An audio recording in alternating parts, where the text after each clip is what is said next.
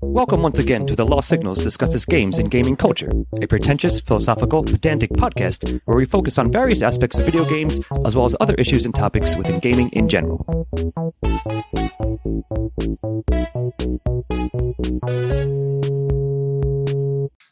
Hello there, welcome back to The Lost Signals discusses games and gaming culture, and I have died 1,000 times. I am Scott Thurlow, here with my fellow survivors of the post-apocalyptic dark world, Jonathan Ian Manzer.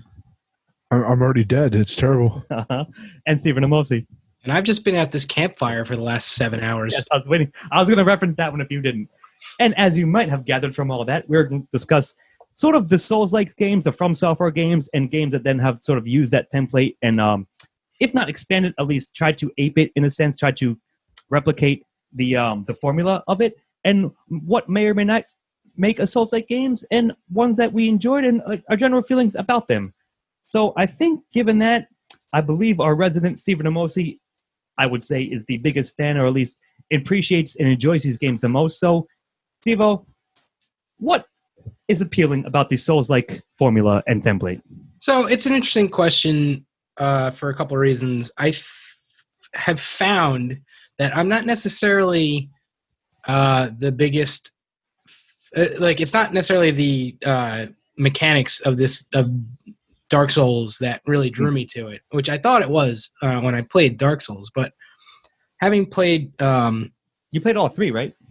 I didn't play the second one. 1 and 3, right? Okay. I played 1 and 3. I watched my roommate play the second one, and I wasn't super interested in it. It kind of went away from the Dark Souls mechanics a little bit. But having played 1 and 3, I really love those games. I played Bloodborne. I really loved Bloodborne. I played Sekiro, and I wasn't the hugest fan. So I think it's really the not that I didn't like Sekiro was good, but I think it's really the fantasy elements of the original Souls games and Bloodborne that really drew me in more than anything else. The dark fantasy atmosphere. Yeah, and just the I have explained Dark Souls to people as archaeology, the video game. You aren't told anything about the story. You have to figure it out based on your environment and load screens and things like that, which I thought was brilliant. The way that they did it.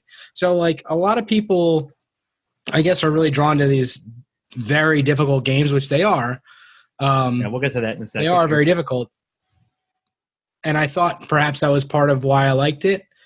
But upon further, playing other games and playing other games that kind of had the same type of mechanic system in terms of making them very difficult and being very precise in terms of how you fight enemies and stuff like that, I think maybe it was just that world was really what got me.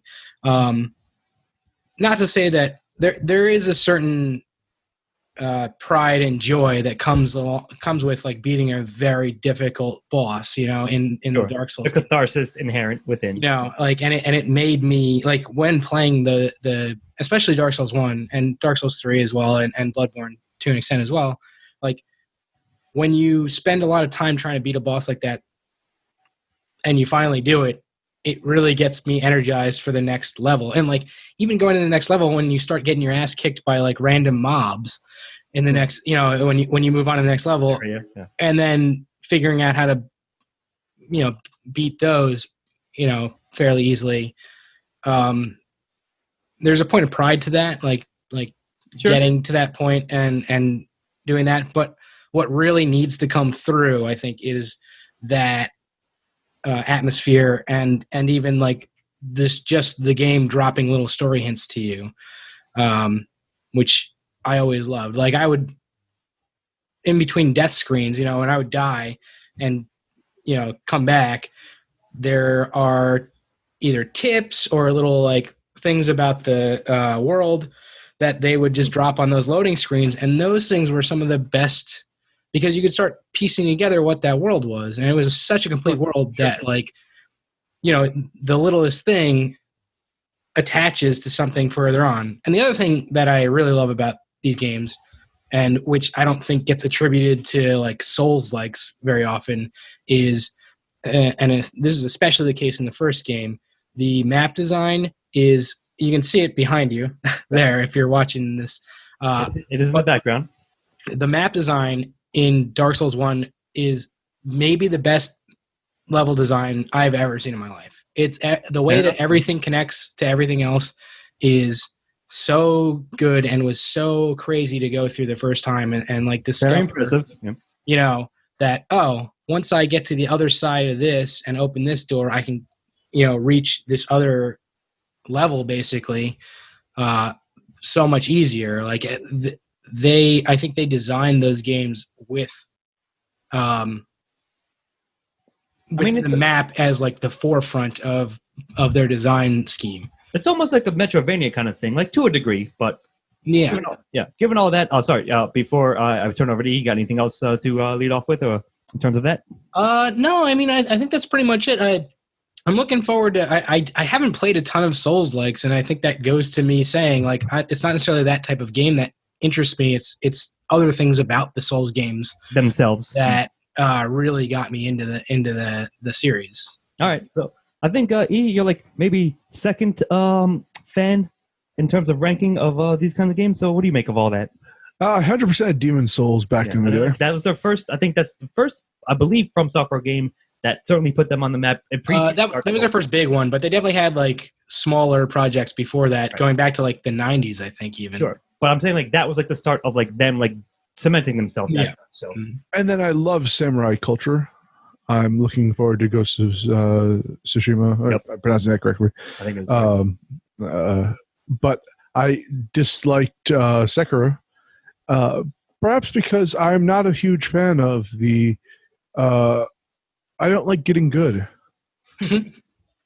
I like. I do enjoy the almost survival horror narrative that the Dark Souls and the Souls like employs, where it's kind of a mystery. You're intrigued about finding out more about the world you're in. Exactly. Yeah. Minimal information, exposition. Mm-hmm. But it's just very much like Twitch games. I don't enjoy mastering a mechanic to my own. Like, where if I don't master mechanic, it's the detriment of me enjoying the rest of the game. And that's perhaps my fault, or the flaw I find in Souls likes. I think I will back that up because on paper, again, like Steve, as you mentioned, yeah, I'm impressed with the level design, with the art design, the aesthetic choices, like the graphics and like the world that they've built and the lore that's built into that, even if it's parceled out in very small, like little like breadcrumbs almost. All that shit to me, is awesome in theory. But in practice, when I personally try to engage with a Souls game, especially a From Software game, maybe I'm not getting good enough. Like, so I'm sorry about that. You're not. I get it, but like, it's just because like it takes so much. Like, you have to be so precise. And I've actually heard the complaint leveraged against, or at least the criticism leveraged against Sekiro itself, because at least in the other Souls games, if I want to be a magic user, if I want to do like various other like. You have more options available to you versus where in Sekiro, like basically parrying was the only game in town. And if that was a big thing with Sekiro, if you didn't like that play style, if that wasn't your thing, then it's a big hurdle to getting to the rest. In high school I fenced, and I was terrible at parrying there, and it didn't. And I was just as bad in Sekiro. Sure. So like I'm saying, like I can appreciate. Like I got through like. Maybe a quarter, maybe 30%, 40% of the first Dark Souls. And I just hit a wall. And like, again, I'm sorry I didn't get good enough, but it just wasn't enough. Even though I was impressed, yes, Steve-O, with the level design, with like the backstory, with the history of like you digging, like basically being archaeologist. I found this little item and description on it, like adds, like creates the mystique, or at least fills in the blanks of what, has been set up beforehand.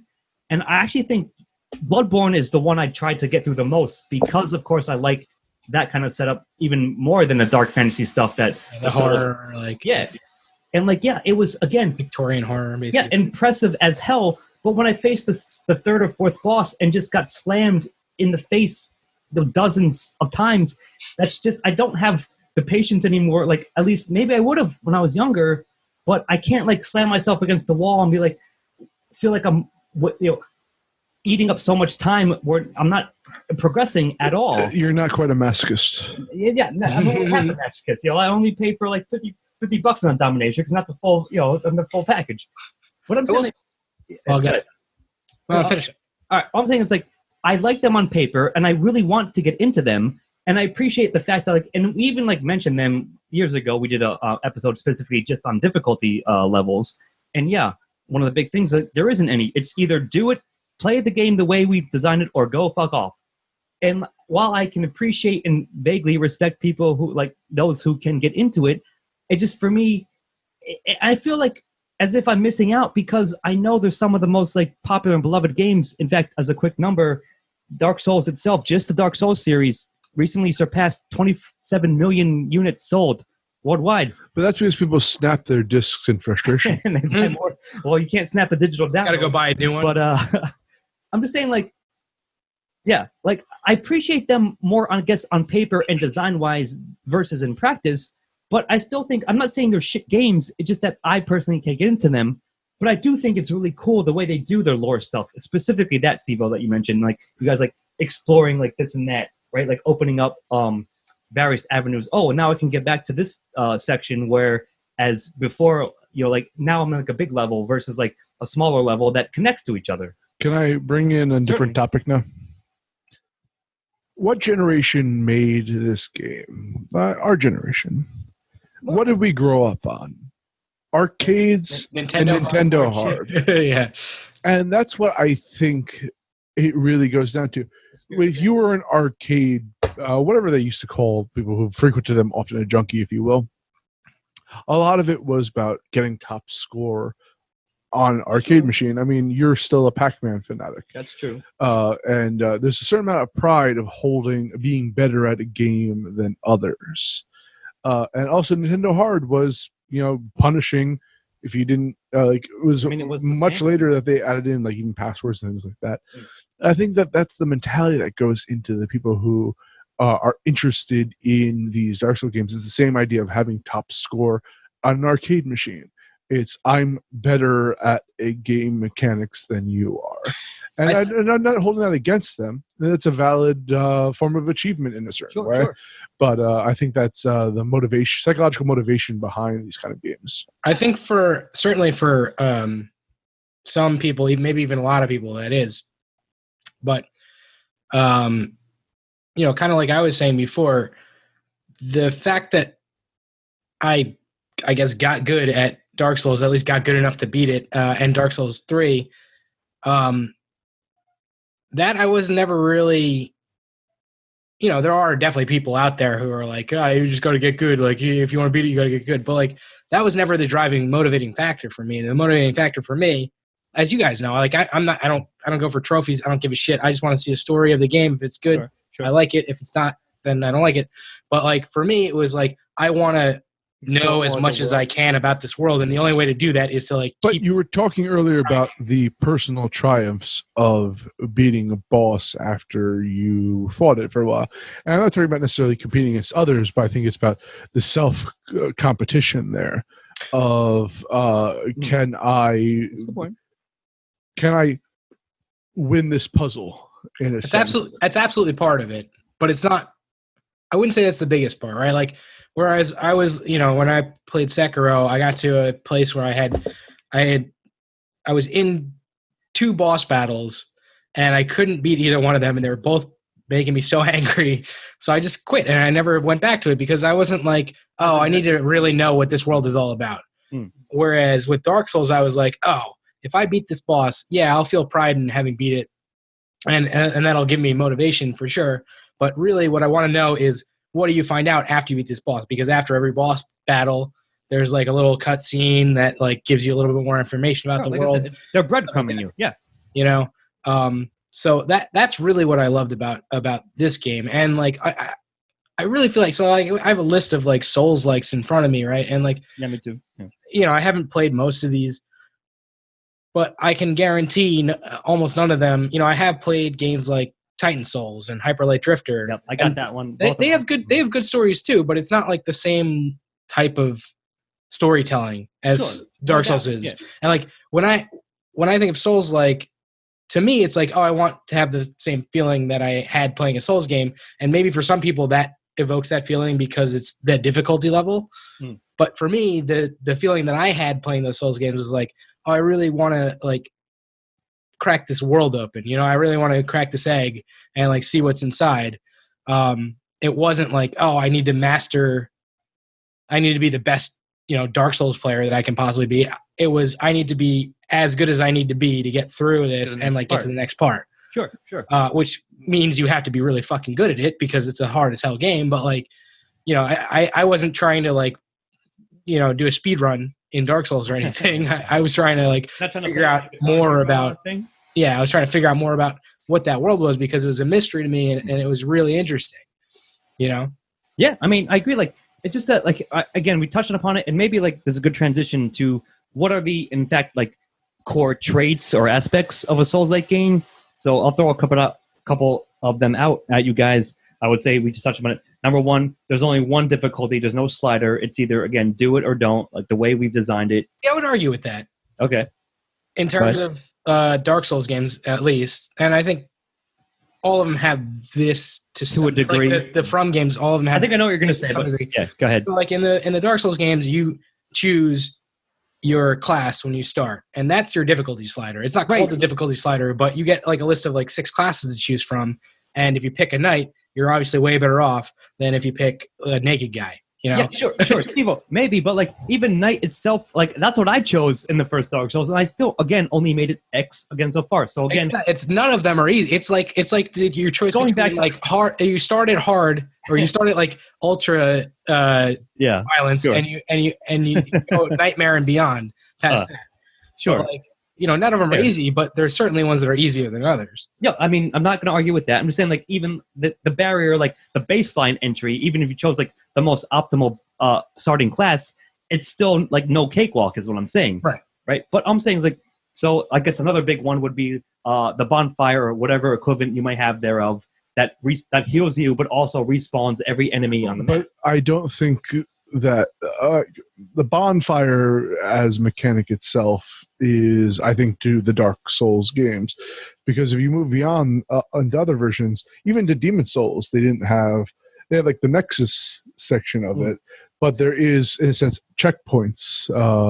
If you want to, I think returning is like kind of a checkpoint would be more accurate. Yeah, I think the idea is like any checkpoint that resets, like heals you, but resets all the enemies, right? Yeah, like that's what I'm saying. Kind of what you're, So like, I mean, like, I'm just arguing about terminology. Yeah, for sure. Like, again, whatever like equivalent may be. Like, for example, a game I did enjoy that was like touted as it used a lot of aspects from a Souls, like was Star Wars Jedi Fallen Order. So yeah, the combat was like lock on, right? You have maybe mobs attacking you, but you lock on a certain target, you parry, duel them, use your moves, use whatever abilities you have. But every time I rested at a force point or whatever the hell it was called, it healed me and respawned every enemy on the map as well. So like I feel like that's a very more specific game mechanic that if a game has that, it's almost going to be like described as a Souls like.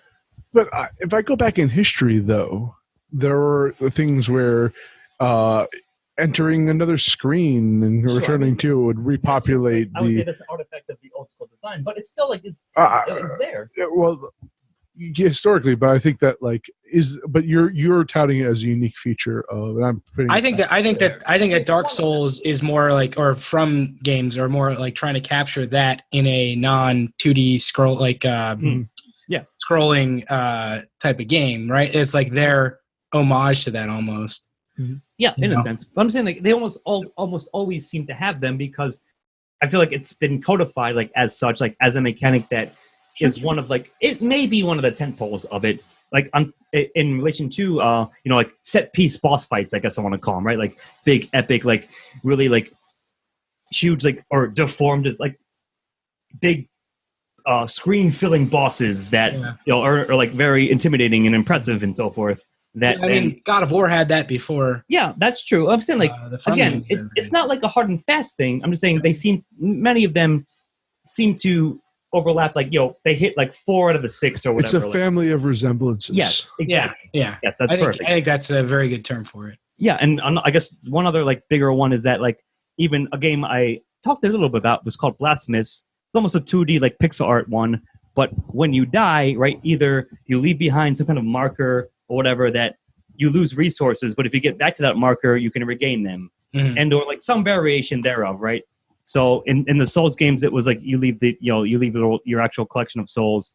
In something like Blasphemous, where you had to defeat the enemy that killed you, and then if you did that, then you get your shit back. Even in something like Shovel Knight, which is a 2D platformer, or 2.5D, I guess. Yeah.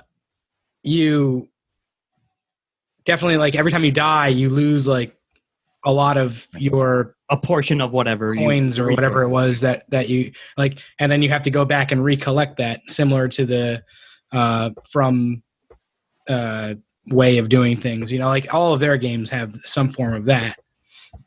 Yeah, that's what I'm saying. Like I'm saying, like they're like, if you saw that like a game featured X, Y, and Z things on paper, you'd be like, okay, it's based on that. It's probably a Souls-like game because they include X, Y, and Z similar design choices and/or mechanics. And like I'm saying, like that's fine. Like even the 3D, the 2D ones that you mentioned, Steve-O, Hyper Light Drifter, I think comes to mind only because it was one of my game of the years that year, and that it had a very similar design philosophy behind it that mirrored, if not exactly copied, the From Software stuff.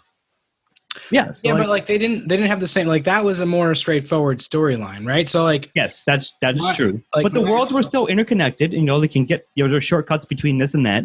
Yeah, but my kind of the Souls likes are depicted in normally in the ways that you have been saying. Sure. I almost don't think of them like that. Like right, like there are games that have nothing to do with the mechanics of Dark Souls that I think are closer to them than, say, Hyper Light Drifter. Which isn't to say Hyper Light Drifter was bad. It was just, I thought it was a completely different manner of storytelling, even though they had some of the similar mechanics, to the Souls games. Sure, no, I see what you're saying. Of Souls of the Souls games is the style of their storytelling and the. That's if you read articles on it, though, it's about mechanics and not storytelling. Which right, I don't think I should. I don't disagree with you that it perhaps should be viewed that way, but I think all those articles are like. I think that a lot of people get so deep into the weeds on this, like, oh, if the game, like, because these games are really hard, that's what makes it, the developers were like going for when they made the games. Like, no, there's a manner of storytelling in these games that is not like many other things, and like very different than most other things. And I think that's the thing that's most different, especially when all these other games who are doing like a straightforward storyline and plot are like adopting a couple of the mechanics from Dark Souls and then being called Souls likes. Like I'd rather see what was that game that you were playing, Scott? Not Alan Wake. But there was like a weird game that like you were like kind of rips off Twin Peaks a little bit. Deadly Premonition, maybe. Yeah, I think it was that. So like, I almost see that as like more of a direct descendant than some of these other games because it's like learn from the like atmosphere and the other things of this game other than the direct storytelling and the direct narrative. So would you call Sekiro then a Souls? Like, by your definition? Very much less so than the other ones, right? Like that one is more of a storyline, even though it does have some of those, elements for sure. Archaeological elements, as I call them. Like you have to dig for them. It has like parts of this game that you're not going to understand unless you take one reference and equate it to another reference that you heard like earlier in the game or whatever. So I'm interested in this then. Is Myst a prototype to your definition of the Souls-like? I absolutely love that idea. I think Myst did have a I think more it's fair. like straightforward to a degree. storyline than Dark Souls, but yeah, kind of like it's all about doing doing the work of discovering what the game is about, you know. And I really like that. That's I had never thought of that, but yeah, I would. I didn't even think of viewing Souls as this fashion until you brought it up. So Yeah. thank you for bringing that's. Yeah, no, it's completely fair. Like, I do think it's an interesting angle Yeah. for sure. Like, maybe you can see like early like protogens, if you will, like from it. But yeah, like I do like your point, Stevo, where that like is the difficulty the defining factor, or is it really the fact that the way they've set out their narrative, such as it is, right, where it's on you, the onus is basically on you as a player to dig deeper, like to pay attention to details, even loading screens. In fact, like and item descriptions is a big thing, right? Like so much, yeah. Like right, putting those, it's so crazy. Like into place. This random item that you get like a third of the way through the game has a description that defines something, 20 hours later into the game. Yeah, that and like into perspective or into context at least. Yeah, there's I forget what it is. Like you at one point you fight a wolf in the first game, and if you like work to figure out the story, it's so goddamn sad. I'm blanking out on the name of the wolf, but like it's not Fenris. Yeah, it's such a badass fight, right? and it's protecting the resting spot of its previous owner. Or something. Yeah. Like that. Yeah. But like it doesn't like the game doesn't tell you that. You have to figure it out, which is so good. And like I think there's something you get when you. It's been so long since I played Dark Souls 1, but like something you get when you win that fight that like explains a little bit, but you have to like attach that back to something else, that like a ring that you could have gotten much earlier in the game or something like that. And it's so good. And like not only like figuring that out while you're playing the game, but even just going and reading about it like online, stuff that you missed is really cool too. Sure. And I think like to me that's what defines the Dark Souls games, especially, and Bloodborne to an extent. Sekiro, I think not as much, and like that's kind of why I wasn't as big of a fan as that one. It was more linear, right? So like there wasn't as many like you weren't like I guess Sherlocking the elements or like the descriptions and like the clues you've uncovered into place as much, right? It was more like kind of more fed to you in a sense, like to that degree. So I don't know, like I mean I do find that interesting like angle, or at least to the way you guys have framed it, that it may not be necessarily difficulty, like while that is still a part of it, it's more the fact that the way they lay out their narrative, such as it is again, and leaving the player breadcrumbs to follow if they so choose, and putting them together. Oh, like you said, Sivo, I found this one random thing early on, and then 5 bosses later, something else comes into place that then fills out the gap in that and fills out the world and tells me more about what's happening. Absolutely. And so here's where it gets a little bit more complicated. I think the difficulties are a very important part of that, because you end up spending, like, if I went back and played Dark Souls 1 right now, I'd probably remember the layout of every level, because I spent so much time having to learn it and like going back through it every, like, going back through it, dying, coming back through it. That it makes you focus on all the details that are in the game. And I think I think that must have been at least somewhat a specific feature of the design, right? Like everybody focuses on like the design is about the difficulty. No, the difficulty is in it, like serves the premise, serves the plot. I like that. It forces the attention to detail. Right. I appreciate that quite a bit, actually. Yeah, that's pretty solid. Yeah, good call. So like while maybe like again like there's some other list of games or games you tossed out just previously that were, I guess, the label of Souls-like was slapped upon them, it may not be as close as it, like, it's only close mechanically versus, like, narratively / world design, level design, as you mentioned, Steve-O, which I didn't really think about it until you pointed out. And I think that is, now that you have done that, now I had a moment to reflect upon it, that's a really interesting angle in that maybe some of these games shouldn't really be described at least associatedly as closely to the From Software, I guess, paradigm, like From Software design philosophy. Or perhaps there's a different measure for mechanics versus narrative. Yes. That can be I think that's valid pretty to a large degree as well, for sure. So, like, again, like, just me being me, like, I appreciate, like, I really, really love the design and like the aesthetics to it, like especially Bloodborne. Like that's the actual From Software game that I try to get into the most.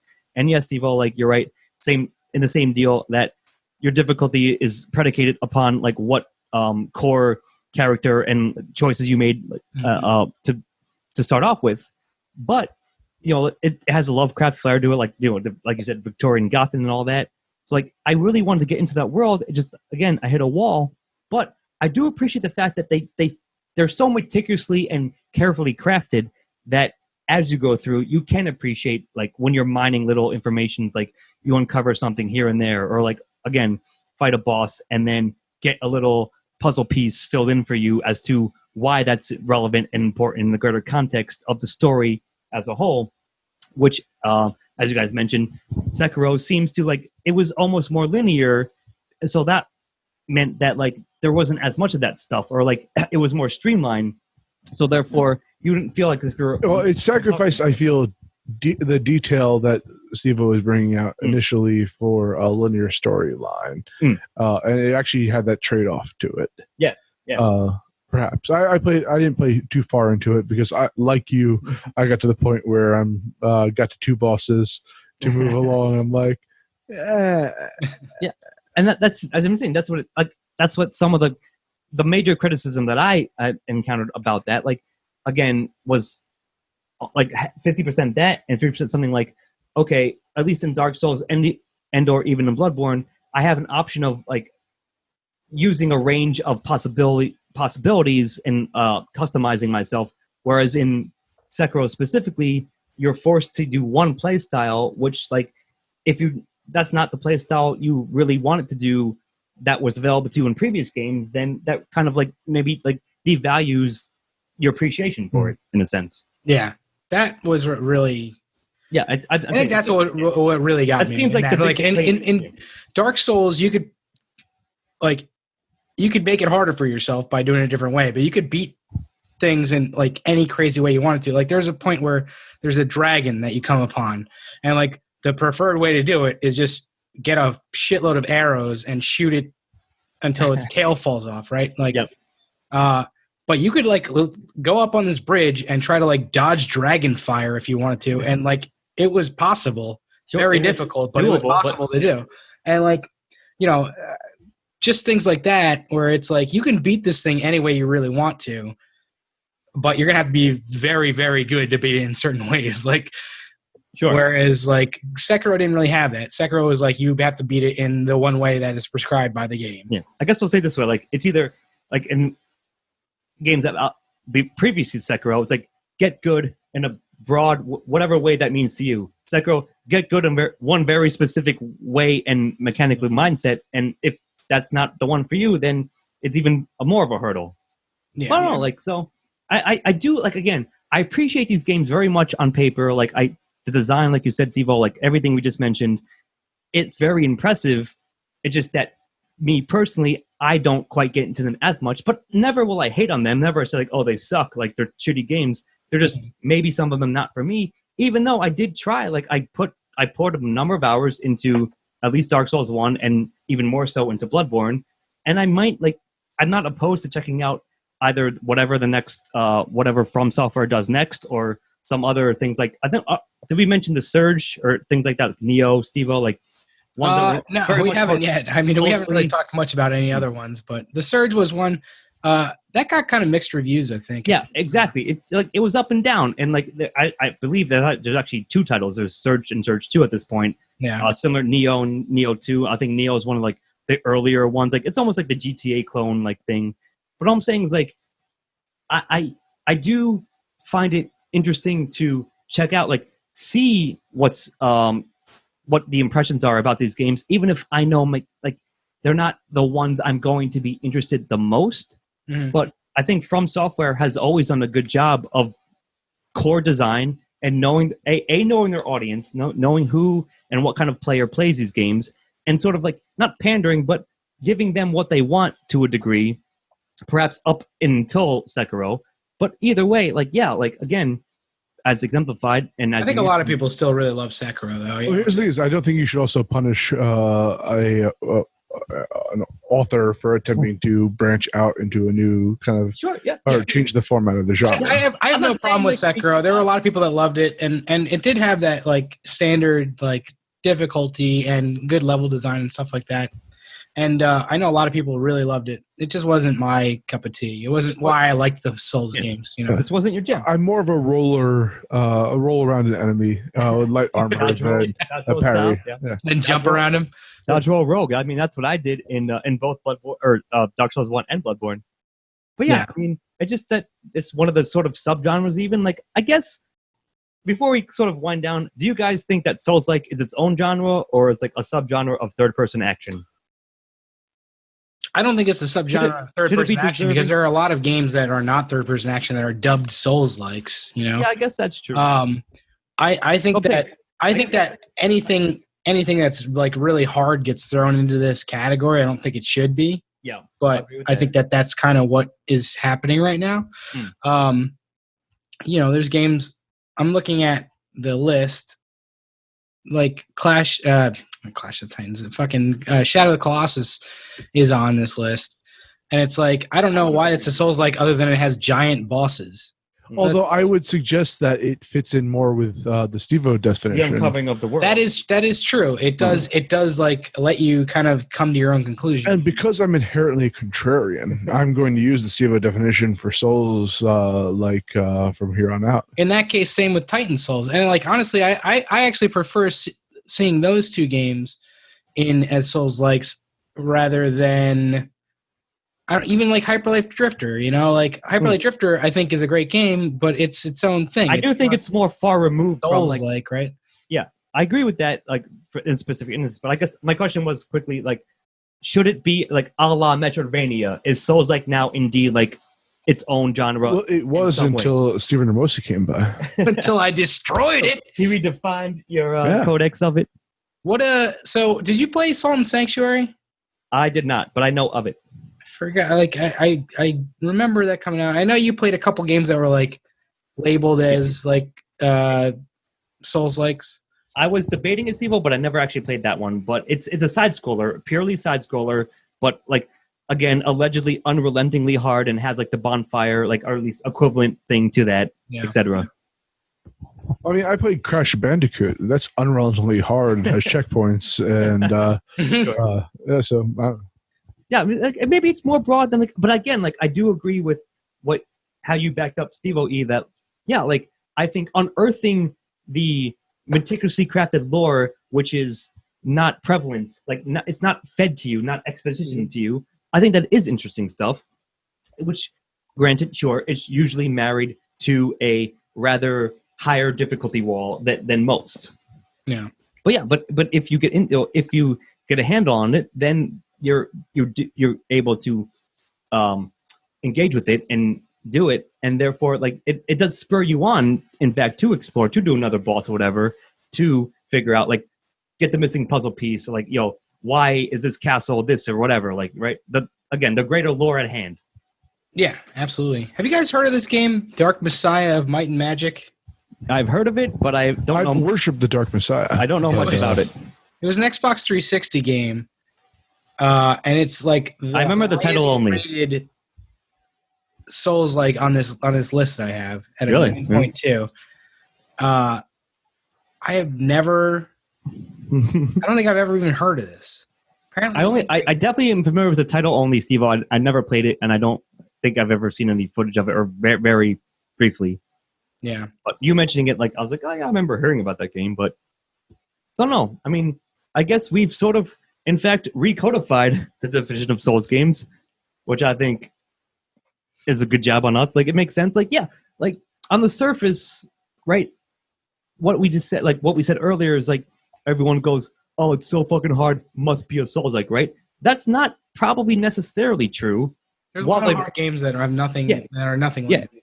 Making your game Nintendo hard doesn't like automatically equal Souls-like. So I mean, that Teenage Mutant Ninja Turtles for the NES certainly Souls-like. that might be the first Souls-like. Souls-like game ever. Yeah, true. Although that game did require you to do a lot of filling in blanks for sure. Yeah, that's what I'm saying. Exactly. Maybe that's the perfect like close off with, because it was like the proto example well before the From Software paradigm even existed. But yeah, I mean, I just think it's like quite interesting to think about like what aspects and what elements like qualify as such, and our personal experiences and feelings and engagements with what we do agree broadly are Souls-like games, like I guess specifically the From Software games and any other developers who decided to use that and springboard off that as a template. So yeah. I'm really looking forward to the first game that I really agree is this. Like, there's a weird thing that I was thinking about a while ago, which was like games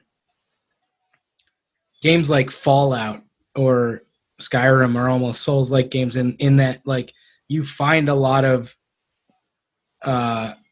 random lore. Yeah, like around lore on your journey. You don't get fed it, you have to find it, right? Like and yes, but oftentimes they're exposition dumps, or not. Perhaps not, that's too strong of a term for it, but more to that degree than otherwise. It's certainly not a 1-to-1, but like I would see like a game like that as more of a